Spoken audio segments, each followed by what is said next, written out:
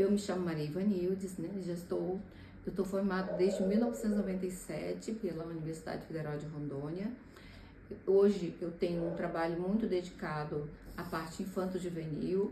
Sou neuropsicóloga, né? Então eu fui a primeira neuropsicóloga do estado, quando eu trouxe a neuropsicologia para cá, em 2006, 2007, e eu fui fazer neuropsicologia na Universidade Federal de São Paulo, né? Na USP. Então eu comecei com esse trabalho aqui, muito voltado para avaliação infanto-juvenil. Mas eu trabalho com abordagem comportamental, cognitivo-comportamental e a neurociência, cuja neuropsicologia faz parte. Então esse é meu carro-chefe em termos de abordagem, né? E hoje eu me dedico, né, especificamente à clínica, full time, de manhã, de tarde e de noite, e sempre foi a minha área de maior atuação, desde a minha época de estágio. Então eu já sabia que a clínica era a minha grande escolha. Embora eu tenha trabalhado como psicopedagoga institucional, né, como psicopedagoga clínica, porque é uma das especialidades que eu tenho, e depois eu fui migrando ficou a clínica, né? Então tem algumas especializações que eu acho que, né, não sei se você interessa já saber, tá? Mas eu tenho aí, eu acho que umas 9 especialidades, né? Então fiz desde a terapia familiar sistêmica, terapia cognitivo-comportamental, a análise de comportamento para, né, TEA, DI, TDAH, fiz também psicodrama, fiz gestalt, fiz transpessoal. Eu sei que eu fiz umas 9 especializações. Então, O que levou você a escolher e atuar na psicoterapia infantil? E se você pudesse colocar assim, um desafio ou um maior desafio nesse contexto? na verdade, quando eu ingressei na carreira, eu fui trabalhar com uma equipe que era a top da cidade na época, né? Com a Frida, a Josefina Mourão, Mariana Freire, que elas eram o nome, na época, assim, o renome da cidade, né? A clínica de profissionais muito experientes, muito capacitados, né? Até hoje elas são referências. E aí elas, né, me convidaram para compor o corpo clínico, e aí eu, né, elas já tinham muitos anos de casa, e o que sobrou para mim foi a área infanto-juvenil. Então eu fui pegando casos complexos, né? Eu fazia supervisão, né? Então a Frida me supervisionava, então a Frida, eu considero ela que ela foi minha mãe profissional, então ela me treinou, eu fui estagiária dela, ela me treinou mesmo, inclusive para ficar no lugar dela por um tempo que ela ia ficar fora. Então eu tive muita sorte que eu trabalhei com profissionais muito gabaritados, aprendi muito, aprendi a fazer avaliação, e uma das minhas especializações é a avaliação psicológica, né? Depois que eu fui fazer a neuropsicológica. Então, assim, é uma formação que para mim todos os profissionais têm que saber fazer, é uma boa avaliação psicológica, porque é eu falo assim, que é a única área que ela é específica nossa ainda, já que a gente sofre tanta interferência, né? Então, a minha escolha foi, eu fui sendo direcionada a atender casos complexos, né? E aí eu fui atendendo casos complexos, fui aprender com supervisão, com muitas especializações. Eu lembro de ter uma época que eu fazia 3 especializações ao mesmo tempo. Era uma piração, hoje eu não faria. Mas na época, né, o que aparecia aqui a gente fazia porque não tinha essa facilidade. 97, 98, 99, né, até 2000. Então, assim, tinha, a gente fazia porque era o que tinha. Mas valeu tudo a pena, porque tudo isso serviu de base para um fazer clínico, né? Então, a gente diz, inclusive, que como clínicos, nós podemos ter um ecletismo técnico, mas teórico não, nós temos que ter uma base. Então, se eu sou um gestalterapeuta, eu posso lançar a mão de várias técnicas, mas o meu referencial teórico é a fenomenologia, a gestalt. Se eu sou comportamentalista ou cognitivista, eu tenho um referencial teórico, embora eu possa ter um ecletismo de técnica, não teórico. Eu tenho que seguir uma linha. Sim, fazendo esse paralelo com toda essa experiência que você tem, essas especializações, como é que você conduz um primeiro contato com a criança, o adolescente, a família, dentro desse contexto que você trabalha? Então, a gente tem os processos, né? Então, quando a família, a gente recebe uma indicação, ou a família procura a gente pelas redes sociais, seja qual canal for, o primeiro contato que eles têm é com a recepção. Então, a recepção, ela já vai perguntar, né? O que a gente pode te ajudar? Você precisa de uma avaliação psicodiagnóstica? Né, avaliação neuropsicológica? É orientação vocacional? É a psicoterapia? Se for psicoterapia, tem uma equipe, né, de 8 colegas que atende. Hoje, o que eu menos faço é psicoterapia. Eu só atendo psicoterapia pacientes que foram muito antigos, ou que realmente eles só aceitariam terapia se for comigo, que nessa senhora que eu já atendo ela há muito tempo.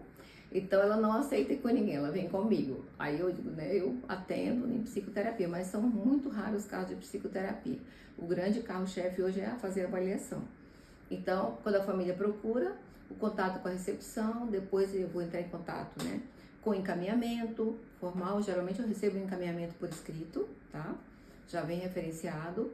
E aí a gente vai fazer a anamnese, a entrevista clínica, porque isso é que vai dar base para a gente ver, por exemplo, se for uma avaliação, os protocolos que eu vou utilizar, tá? E cada pessoa é uma pessoa, embora eu possa usar o mesmo teste para, né, em várias situações, o caso é único. Então eu tenho que ver qual protocolo que eu vou utilizar, de que maneira eu vou abordar aquela família, qual a necessidade dela, né? Porque depois que eu faço a avaliação, eu vou direcionar essa família para a terapia familiar, com a abordagem que de repente ela poderia ser mais beneficiada, né? Então hoje a gente consegue fazer isso, né? Que é uma abordagem, essa pessoa poderia ser melhor beneficiada, tá? Como você vê e analisa a participação da família no processo terapêutico? Então, ela é fundamental, né? A gente tem uma premissa teórica de que a criança, ela é o resultado do ambiente que ela vive. Então, se a família é o ambiente dela, ela é o resultado do que acontece nessa família. Então, quando a criança vem para a terapia, não tem como a gente separar esse olhar de que analisar o que está acontecendo na família, que a criança está sendo o porta-voz, né? Nós poderíamos chamá-la de bode expiatório, de porta-voz ou do paciente emergente. A criança ela vai denunciar aquilo que está ocorrendo na família e que muitas vezes os adultos acham que é problema só da criança, mas não tem como desvincular. Então, faz parte do protocolo da psicoterapia infanto-juvenil a anamnese com a família, a orientação parental, o treino de pais, tá? Nós aqui na clínica trabalhamos tanto com a orientação como o treinamento de pais, porque se a gente não treina eles para manejar comportamento, para aprender a lidar com a criança, a psicoterapia dela sozinha não vai caminhar. Então, é impossível trabalhar somente a criança sem considerar que ela traz aquilo que acontece no meio onde ela vive como sintoma. Então, ela é uma resposta àquilo que está acontecendo no ambiente dela, seja na escola, seja em casa, seja em outros ambientes que ela... Dentro desse contexto, para você, qual que é a importância da ludoterapia na psicoterapia infanto-juvenil? Então, a gente tem que lembrar que temos 2 tipos de ludoterapia. Nós temos a ludoterapia diretiva e a não diretiva, né? Então, nós trabalhamos com a ludoterapia diretiva, a terapia comportamental. E a TCC, ela vai preconizar um trabalho estruturado, planejado. Então, eu vou avaliar a necessidade da criança, ver aquilo no núcleo, né, do conflito, ou as habilidades que ela precisa desenvolver, e vamos, né, moldar a ludoterapia dentro dessas necessidades. É diferente da ludoterapia não diretiva, em que a criança, o terapeuta vai seguir a liderança da criança. A criança é que vai escolher, né, o objeto transacional, o brinquedo, em que ela vai se identificar e trazer para brincar. Na TCC e em comportamental, não. Nós, o terapeuta, é que tem o comando desse trabalho. Então, isso é muito importante a gente entender o que é uma ludoterapia diretiva e não diretiva. E quais as abordagens que permitem isso. Entendeu? Vou dar uma...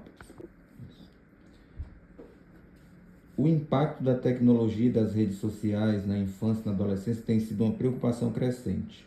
Como isso tem aparecido nos atendimentos?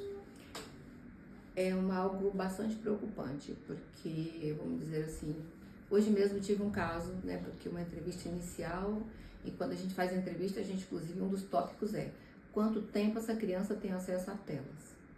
Porque, dependendo do sintoma ou do que ela está aparecendo, isso, inclusive, é um desencadeador de problemas, né? Então, vamos pensar que essa criança estuda pela manhã e à tarde ela fica das 14 até as 22 horas que vai dormir na tela. Televisão, tablet, celular. Então, esse período, ela não brinca, ela fica refém de algo que é pronto. Então, ela vai ter acesso ao TikTok, a YouTube, né, coisas que não é nem do mundo dela ainda. Então, a gente tem muitos problemas, muitas famílias com essa demanda, e a primeira coisa que a gente precisa ajudar eles é fazer uma psicoeducação do impacto negativo que tem para o cérebro da criança, inclusive impedindo ela de aprender. Tá? Porque a criança, ao invés de fazer a tarefa, ela vai chorar para não fazer a tarefa, porque ela quer a tela. Ou ela condiciona, só faz se ganhar a tela. Então, a gente tem muitas demandas. Por quê? Porque o acesso ficou muito fácil, prático para os pais, mas não é funcional. Então, eu ter acesso a um celular, ok, mas ele é funcional para o desenvolvimento dessa criança? Não. Ele poderia estar fazendo futebol, uma natação, brincando, né, com os colegas de condomínio, interagindo, mas ele está ali preso na tela. Então, essa criança, ela tem um impacto no desenvolvimento. Ela tem menos, essa parte social menos desenvolvido do que a criança que está lá brincando com os outros colegas. Então, eles ficam muito com acesso ao mundo, ao mesmo tempo amplo, mas restrito. Por quê? Amplo, porque eles podem estar conversando com alguém da China, né, vendo um TikTok, mas ele não sabe dar o nó no cadastro. Entendeu? Então, a gente tem essa discrepância que a tecnologia, ela é ótima, ela veio para nos ajudar. Mas ela, dentro de um uso negativo, ela se torna um grande obstáculo, inclusive para nós adultos. Né? Se a gente não nos monitorar, a gente fica refém, achando que está descansando vendo o feed de Instagram. E aí, para finalizar, qual conselho você daria para um profissional ou uma profissional, né, da psicologia que estivesse iniciando a carreira e quisesse trabalhar com crianças e adolescentes na abordagem que você atua? Então, acho que o primeiro passo é se dedicar muito ao estudo do desenvolvimento. Sabe aquelas matérias de desenvolvimento que a gente não dá importância nos primeiros períodos? Tá? Então, eu sou da época que a gente tinha desenvolvimento 1, 2, 3, 4, né? Então, assim, estudar o desenvolvimento humano, as etapas do desenvolvimento humano, transtornos de personalidade, as psicopatologias. Esse tripé. Porque se você não consegue fazer um bom psicodiagnóstico, você vai começar as terapias dando tiro no escuro. O que acontece na realidade? Eu levei fulano para fazer terapia. O profissional não faz um psicodiagnóstico antes de iniciar a terapia. Então ele começa, tipo assim, a partir da queixa. Só que não é um psicodiagnóstico para identificar o que realmente está acontecendo ali. Então, eu sou a favor, né, de que a gente faça um psicodiagnóstico antes de começar uma psicoterapia, para que a atuação seja direcionada. Senão, né, você fica dando tiro aqui e ali, tateando sem saber muito o que fazer. Então, estudar desenvolvimento, as etapas do desenvolvimento, do nascimento até a velhice, né, até a terceira idade, os transtornos de personalidade, transtorno de desenvolvimento, transtorno de personalidade, as psicopatologias. Aí sim, né? Estudar sim o DSM, porque ele faz parte da nossa rotina, né?